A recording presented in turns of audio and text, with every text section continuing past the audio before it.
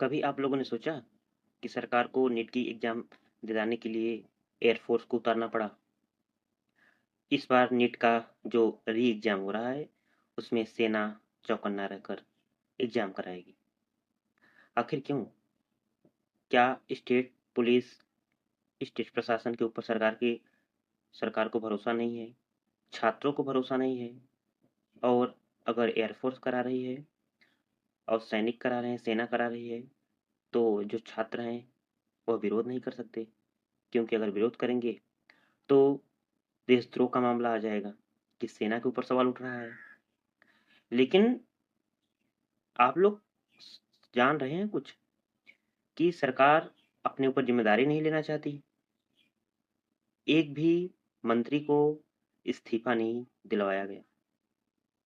सरकार अब बोल रही है कि प्रधानमंत्री की निगरानी में एग्जाम होंगे। नीट का एग्जाम हो गया और फिर भी अगर लीक हो गया तो हम विरोध नहीं कर सकते, क्योंकि सेना चौकन्ना थी, सेना की निगरानी में एग्जाम हो रहा था। प्रधानमंत्री खुद उसके वो निगरानी में कार्य कर रहे थे। क्या हो रहा है? 5 किलो राशन मिल जा रहा है पर यूनिट। जनता बोल नहीं पा रही है, क्योंकि उसे पेट भर खाना मिल जा रहा है। किसान सम्मान निधि आ जा रही है और जो डाटा है, इंटरनेट है, वह सस्ता है। 400 रुपए में अनलिमिटेड डाटा। तो जनता सवाल क्या पूछेगी और कितने लोग पूछेंगे जिनको संतुष्टि नहीं होगी कि हमें ठीक से रखा नहीं जा रहा है, हमारा पेपर लीक हो रहा है, हमारा समय बर्बाद हो रहा है और हमें जो सुरक्षा मुहैया कराई जानी चाहिए वह नहीं मिल रहा है।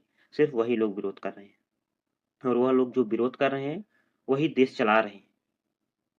और जो लोग विरोध नहीं कर रहे हैं उन्हें तो मिल रहा है लाभ।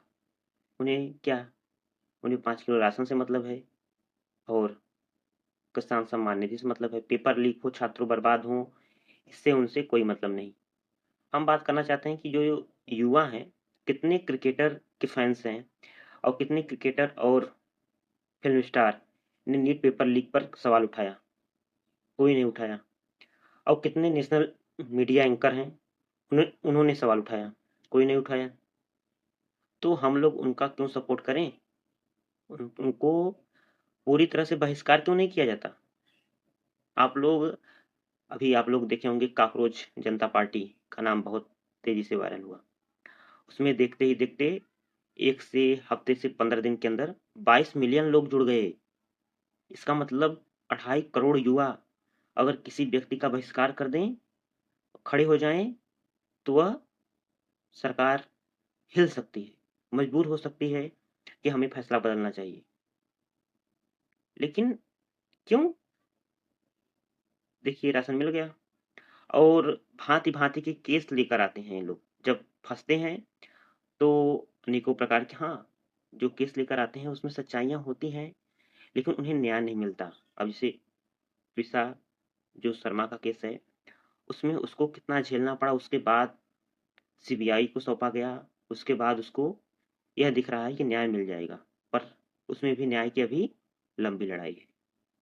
आए दिन भारत में अनेकों प्रकार की महिलाएं प्रताड़ित हो रही हैं, अनेकों प्रकार के उन पे ताड़ना की कोशिश की जा रही है।